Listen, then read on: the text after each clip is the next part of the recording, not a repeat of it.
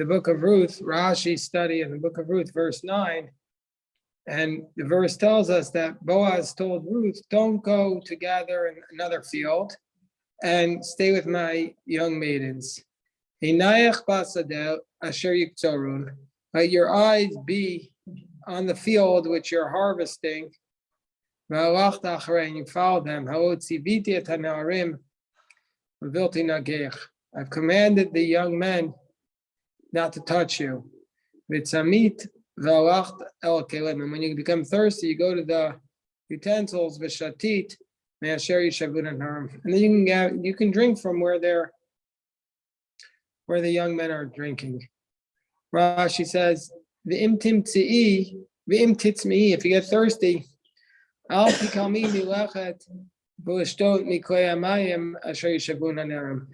become embarrassed to go and drink from the utensils of water where the young men are drawing from. So okay. But verse 10, and she fell on her face, she bowed down to the ground. Vatomer 11, she said to him, she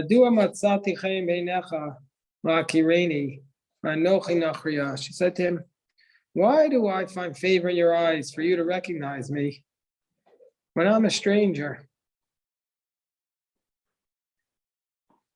So,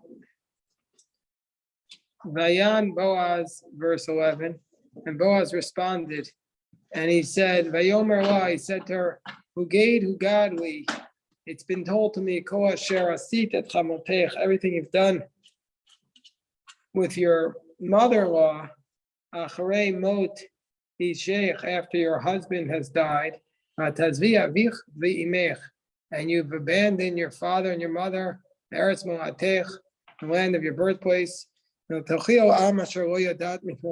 you went to a nation that you didn't know yesterday and the day before. You had a question, Aviva? No.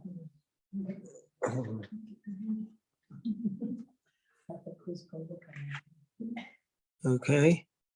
So then,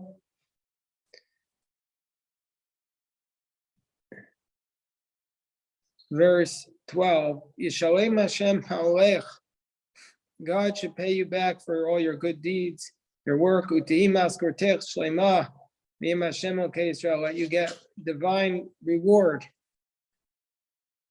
from Hashem. Then you've come underneath His divine presence. Vatomer emtza. And she said, I'll find favor in your eyes. Adonai kini cham tani, because you've comforted me. And you've spoken to the heart of your maid. And I will not be like one of your maids. Yes. Never officially convert to. So back then there was. The Gemara talks about how the Bnei Yisrael went to the mikvah, did the circumcision, accepted the divine presence, but there was no bet in that it says that Ruth went in front of, and it doesn't say that she went to the mikvah, but presumably she did. Hold on one second. Hold on.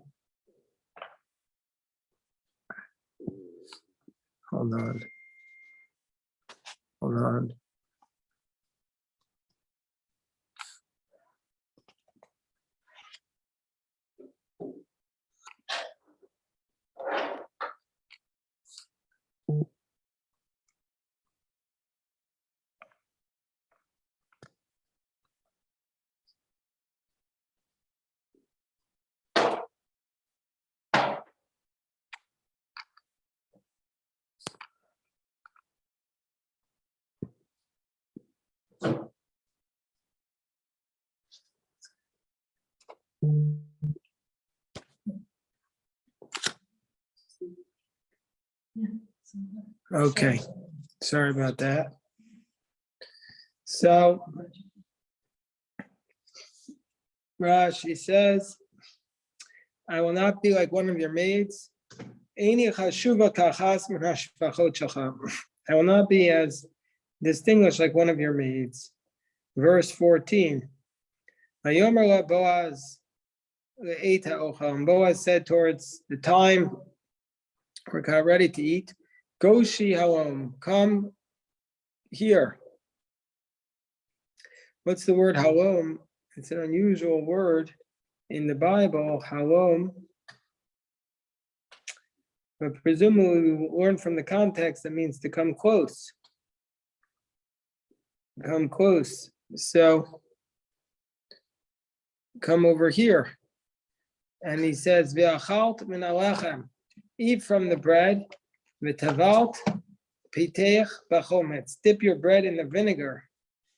V'teishav mitzad hakotzrim, sit next to the harvesters. V'yitzbat la'koli. And he handed her the koli. Koli is called the parched grain. They used to take the grain kernels and just roast them in the oven. But they didn't want to grind them up into flour that would take and bake them. So they gave them parched grain. And she ate and she was satisfied and she had left over. Okay. So what does Rashi say? Mikan shachometz yafa ishrav. So we learn from here that vinegar is presumably, that means is good for the winter, I think. I don't know, how do they translate that? Sharav is the winter? No, heat. Heat. Okay, the opposite. Meir Shalev, most of what he wrote is nonsense, absolute nonsense. But he has a theory that chometz is the original word for hummus. Who says? Meir Shalev, he's I don't know how to define him, but anyway, he wrote a book called Tanakh Achshav, and like I said, most of the stuff that he writes is nonsense, but this idea is actually quite original, that because it's the only time in the whole Torah, in the whole Tanakh that anybody suggests what to dip the bread in. So instead of Rashi, which translates vinegar, he translates as hummus. So just saying. Anyways. Hummus? Yeah, that chometz is the original word for hummus, which is Arabic actually. So It'll make more sense, because who dips bread in vinegar? You dip bread in hummus. right, but Rashi translates vinegar. So what can I do?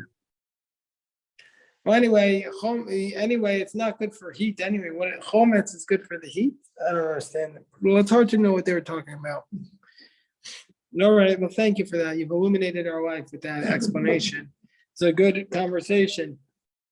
I want to just say that basically half a dozen people who came on our trip are speaking at their Shavuot Tikkun learning. Everybody they came back and their rabbi said, can you speak at the place? Judah, what were you going to say here? That's a little tidbit. In Buffalo, very big popular is French fries dipped in or covered in vinegar. So people do dip things in vinegar. In Buffalo, that's like next to Canada. We're talking about the weird and the weirder. Just a little tidbit. Chips and vinegar. Chips and vinegar? French fries. English. It's salad dressing. Fine. It's Koli. And then he handed her this. The word Rashi says, there's no other word like it in the Bible. In the expression of the Mishnah, it says the following phrase. It says, Achorayim betoch ubeit hatzvita. So this is a phrase from the Mishnah in Chagiga. That's where they're talking already about the laws of purity and impurity, about the utensil, that it's talking about the what is becoming tamei. Now I don't remember the Mishnah exactly, but I remember it's talking about tumat tahara. So it says the outside, the inside, and the handle. And then the next verse tells us Vatakam mulakate. Then she got up to do more gleanings after she ate. Vayitzav Boaz and Narav more. And then Boaz told his young men, saying, Gam bein hamarim tilakate, v'lo tachlimuha. Let her gather amongst the sheaves, and do not embarrass her. Rashi tells us there's no Rashi. Verse 16. V'gam shol tashula min hatzvatim.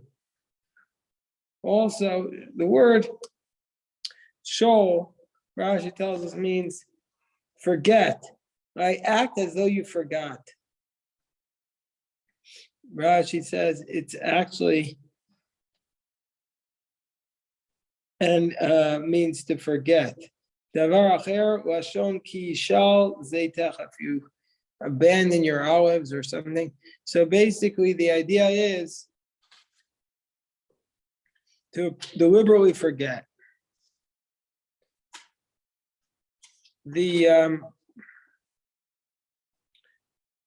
So he says, why is he saying deliberately forget? Because she's not going to want the charity, even though she's collecting the charity. Even though she's already collecting the charity, you have to give the charity in a dignified manner. And the poor person is entitled to the gleanings, but they don't want to feel like you're forgetting it on purpose for them.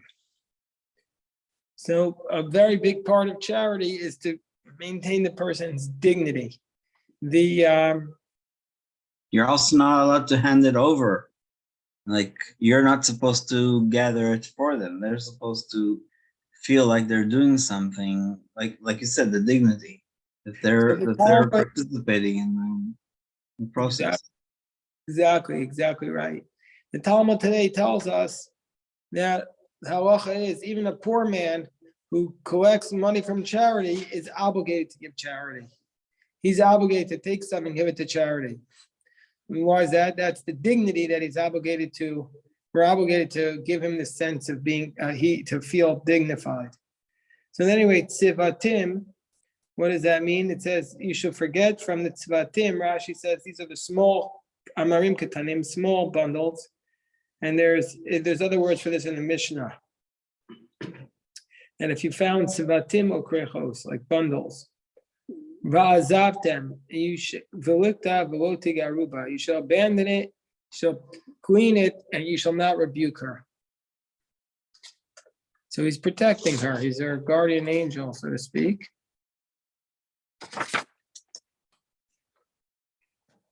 And she'll collect from the gleanings until the evening. And then you shall beat out, and not that she gleaned in the field until the evening, and she beat out that which she gleaned. It was an ephah amount of barley. Was that a lot of barley? Presumably, it's a very heavy load. That's what even Ezra says. An ephah is 10 omers. An omer is a day's food for one person. So she had for herself enough food for herself and Naomi for 5 days. Kind of awesome. Okay, but it says the barley, she's cleaning the barley. I remember reading, I don't know, if it was a Mishnah or something, the Talmud, that the barley is a lot of times is left for animals and stuff. It's not like wheat or the finer. That's true. It's true. But this, you could eat it, but it was animal food, but you could eat it, but the wheat harvest hadn't begun yet. Yeah. So the only thing she had was the barley. That's why she had no choice but to get the barley. Vatisa,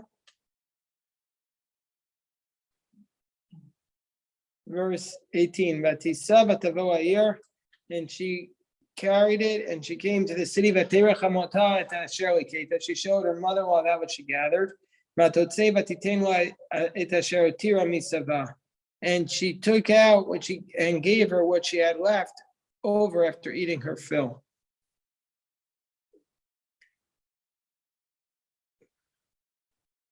Meaning to say,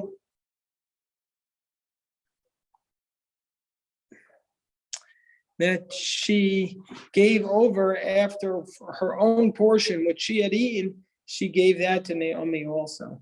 The mother-in-law is now suspicious. She says, where did you collect today? Where did you do this? The one who recognized you shall be blessed.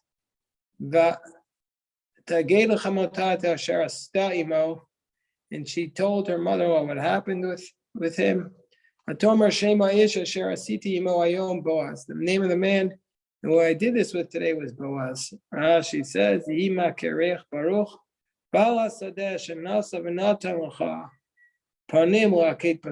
the owner of the field who allowed you to have favor in gleaning the field. And why is she praising him? What did he do? He went out of his way to help her, including inviting her to eat and drink extra from what she gleaned. It seems that way, but how did she know that? So she just saw she had a good harvest, so she said the person must have been generous, right? So then the next verse says, the next pasuk tells us, verse 20, Atomer nami l'kalata, Baruch Hu Hashem, asher lo azav chazdo et hachayim et hametim. Blessed be God who has not abandoned his kindness with the living and the dead. Atomer nami karavonu aish migolenuhu. And Nami said more to Ruth, he's our relative, he's our redeemer. Meaning to say he has actually a responsibility to redeem us. Why did she say with the living, with the dead? Shazan mefarnes et hachayim. That he supported the living, and he's involved with the needs of the dead. What was she doing with the dead? What was he doing with the dead? Is she talking about Hashem or about Boaz? She, I assume she's talking about Boaz. But it could be she's talking about Hashem. It's not 100% clear to me.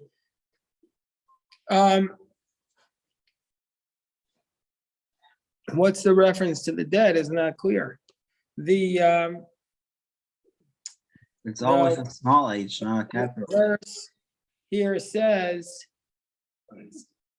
he said, he was trying to figure out if it was Hashem or not, or Boaz. But the verse here says that he did kindness, chazdo, and this reminds us of what we did in the Daf Yomi today, where we say Rav Chisda gave an explanation, and his Rebbe Rav Huna said, Chizda Shemech, your name is kindness, and your words are kind. So that was his explanation. Verse 21, Vatomer Ruth HaMoaviyah, and Ruth the Moabite said, Gam ki amar Elai, Imanarem asher li tidbakun. So he said, even if you say to me, and Ruth the Moabite said, Gam ki amar Elai, Imanarem asher li tidbakum, adim kilu et kol katzir asher li.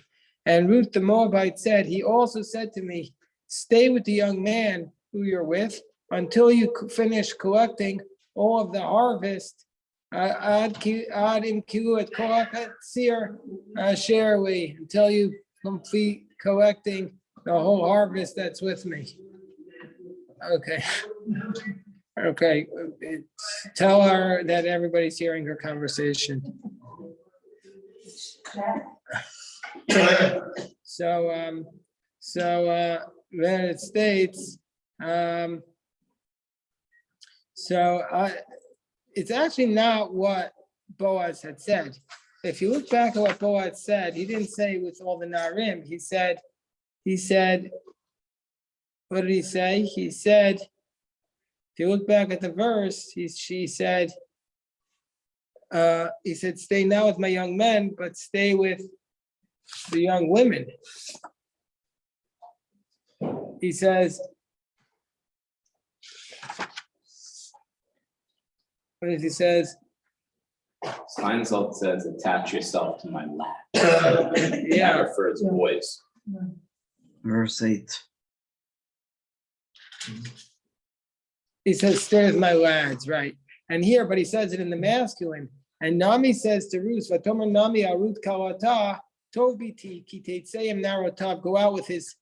Naomi switches it from the masculine to the feminine. She doesn't want Ruth hanging out with the boys. She wants her hanging out with the girls because Naomi knows she's giving a lot of ideas. She says she already dropped one hint. Do you know he's our redeemer? Meaning to say he's supposed to marry somebody from our family. Who's left? Just Ruth. She already said she can't have a child. And then she said, then she's already said that she's already said that Boaz says to hang out with the boys, and Nami says, yeah, I told you to hang out with the girls. So Where does the word change to the feminine? well, Ruth says, Gam ki amar elai im ha'ne'arim. He said to me to hang out with the boys. And Nami says to Ruth, good, go with his girls. The next verse, 22. Is that not how Rabbi Steinsaltz translates it? But in verse 8, he does talk about the feminine. Boaz said in verse 8, he says, go with my girls. So Boaz said to go with my girls. Ruth says, I see. he told me to go with his boys. Wait, Boaz said, go with my girls. And Ruth responds, and Nami said, listen, that Nami says, where did you get all that food? And she said, this man Boaz gave it to me. And Nami says to Ruth, you know, he's our relative. He's supposed to marry one of us. And Ruth said, you know, he told me to go hang out with his boys, with his lads. And Nami says, yeah, great idea. Go hang out with his girls. Meaning, I don't want you hanging out with his boys. Hang out with the girls because I've got my eyes on him for you. That's what she says. She's the manipulative mother-in-law. She wants to get her, because if Ruth gets pregnant from Boaz, then the child will be Naomi's. If Ruth gets pregnant from a different man, then the child's not Naomi's. You had a question, Seth? It's yes, I see that that's what she's saying, but doesn't Boaz, why would he suggest that she go out and hang out with his boys? Has he not been affected by her in any way yet? He didn't say go hang out with my boys. No, he originally said go hang out with my girls. Naomi says go hang out with the girls. Boaz says go hang out with the boys. No, in verse 8, he says go hang out. He says go hang out with Kotid Bakunim Narotai. Go hang out with my girls.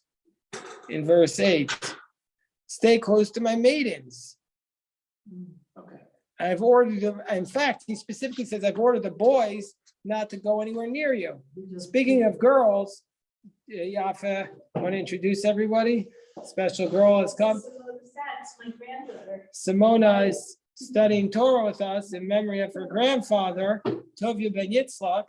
And I remember very vividly as Tovia was getting sicker and sicker and sicker, he preserved all his strength just to study Hebrew with Simona. That's what he did with all of his time in his last days on this world. He just wanted to study Hebrew with his granddaughter. It's true. He was very, very proud of Simona. Very proud. Very proud.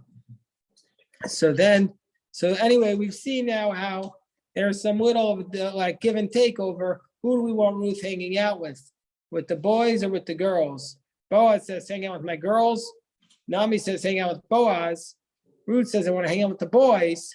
Why do I want to hang out with this man who, according to the Midrash, is significantly older than her? He's a widower, has had a lot of children up until now. He's the boss. Now what are they going to hang out with? But then comes to Naomi and she says, go hang out with the girls. And then she says, don't go to another field. Verse 23, Boaz,